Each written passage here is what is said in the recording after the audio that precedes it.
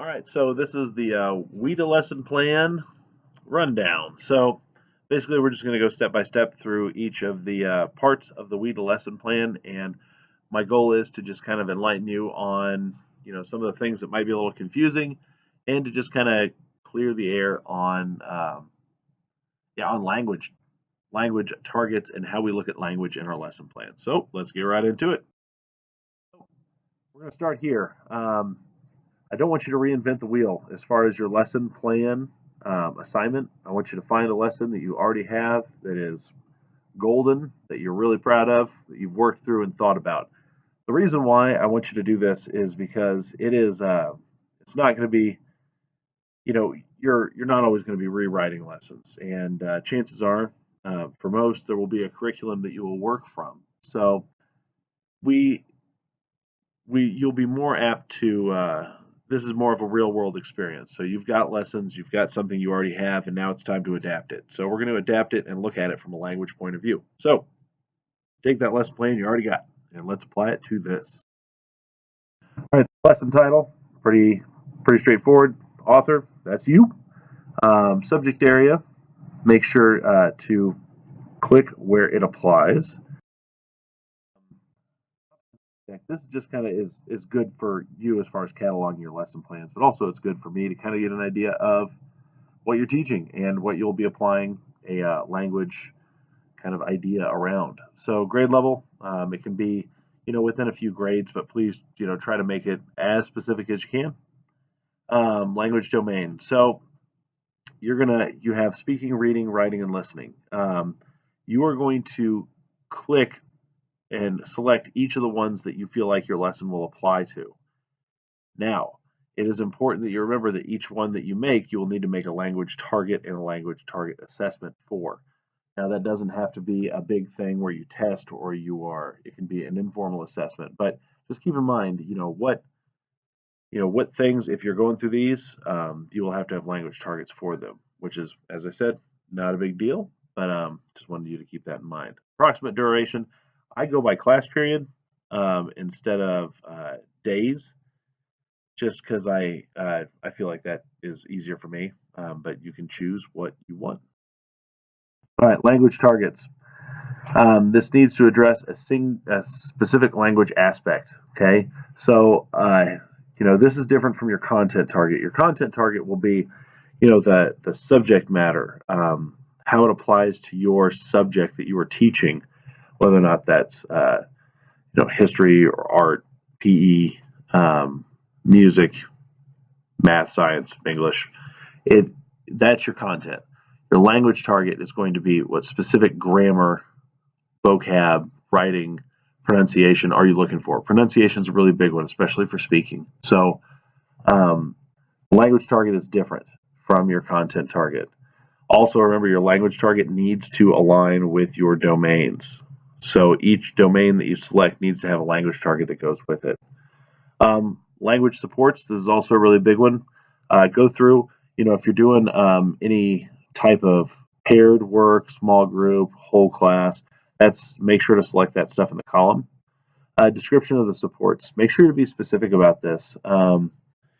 Anything you can do to support ELLs in terms of images, video, graphic organizers are really big as far as bridging the gap for your students who are going to be struggling, especially if it's vocab intensive or writing intensive. Those graphic organizers or closed reading supports are going to be really big. So please make sure to look at your lesson, see if those things would apply to your lesson plan.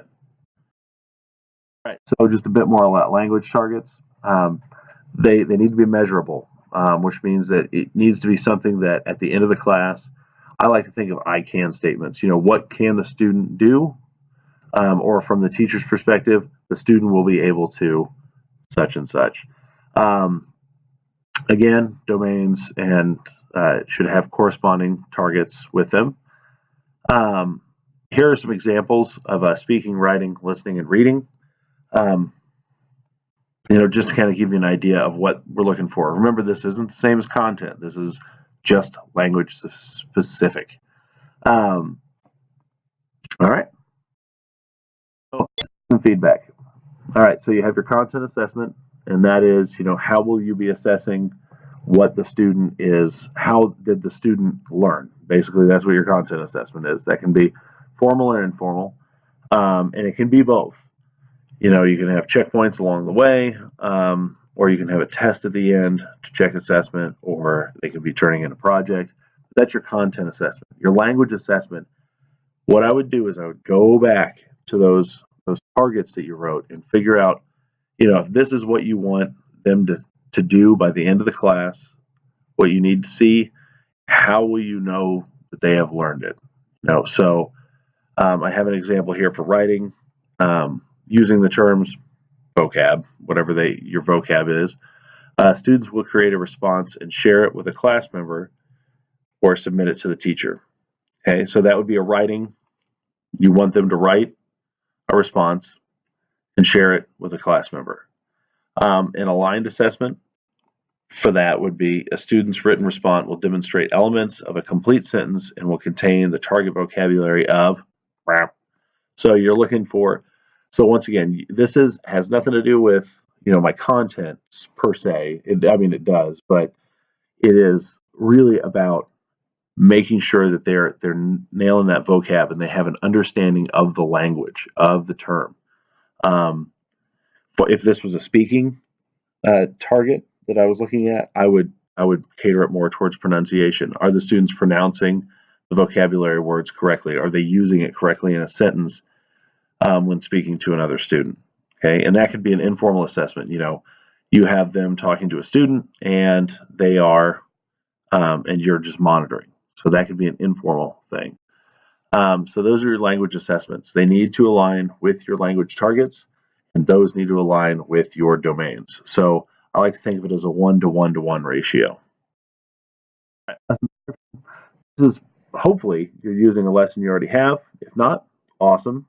Um, and just make sure that you're have an intro. Um, it's got those big three parts. You're introducing the lesson. There's the core part where you're teaching, and there's some sort of assessment. Um, be sure to make this step by step. Think about this in terms of if you were a sub, or if you were having to give this to a sub, or somebody coming in to observe your class. I need to be able to see the parts of it. Okay, kind of a breakdown of how it goes, play by play, if you will. Also, you need to address any modifications you'll make for ELLs. Okay, what kind of supports are you planning on giving? Differentiation, those things. They need to be a part of the lesson plan. I'll be looking for that. And just in general, they need to be there. I can tell you from experience that lesson plans that have those things written down, and a lot of times I'll write them in after I'm done with a lesson, especially if I had to make changes. Those things are good because when the next year comes around, if you've got another student in, you don't always remember those little tricks you did to help out those students who really need some extra support. So make sure to put that stuff in. Um, Basically, for this one, what I want you to do is describe who the learners will be. Since this is kind of in the hypothetical right now, this is fictional, unless you've taught this lesson before, in which case I'd love to hear your input on it. I'd like you to try to create 2 ELLs. So this information would pertain to the students' cultural background as well as the language needs. So I just want you to put it like a hypothetical, like how will this lesson impact these hypothetical students? Just use what you've learned in this class, what you know about certain students. If you want to pick students from specific cultural backgrounds and kind of talk about how those needs might be met or challenges that they may face, that would be great. Use those cultural profiles that you've hung on to, that you've saved, that you're keeping in your teacher toolbox for a rainy day. Um, Use that information to help you out. Reflection, don't need to worry about that unless you've taught this before, in which case I'd love to hear how it went. So let's see. For success, start with one you've already done. Okay, follow the advice given in the module. Okay, go through this. This is really kind of a guide to getting an A on this project, as well as just making effective Wida lesson plans. This is a good kind of path to take for this. Um, Turn in that lesson plan early so I can review it to ensure that you ace it. That's why I'm here, is to help you get an A on this, as well as, more importantly, helping you understand what a good Wida lesson plan looks like. Um, Make sure you address each part. Don't leave anything blank. Differentiation is key. Okay, that's so big. And it's just really think about, how can I go a little bit further? What changes could I make if a student had a language barrier? Okay. And last but not least, I mentioned this once before, but really turn it in and for review, and make sure you don't wait until the last minute. I will do as many of them as I can, but as we get closer to the due date, it if I can only do as much as I can do, and I don't want to miss yours. So make sure you get it in early. That way you can get review and feedback. Basically, I just want you to share all of the information about your lesson plan. What is your topic and grade level? What language targets, and differentiation. Bounce these ideas off of each other. Use this as a way to get a grasp on it. I know language targets are weird. It's an odd thing to think about, especially if we're so used to working in our content.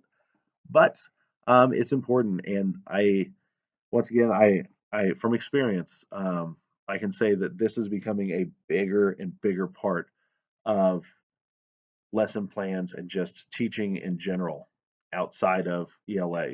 I teach art as well, and we I'm constantly looking at ways that I can help with getting a little bit of language into my classroom. So this is our module for lesson plans. I hope everyone enjoys. Have a great week. Good luck on your lesson plans, and please get them to me for review. Everyone, take care.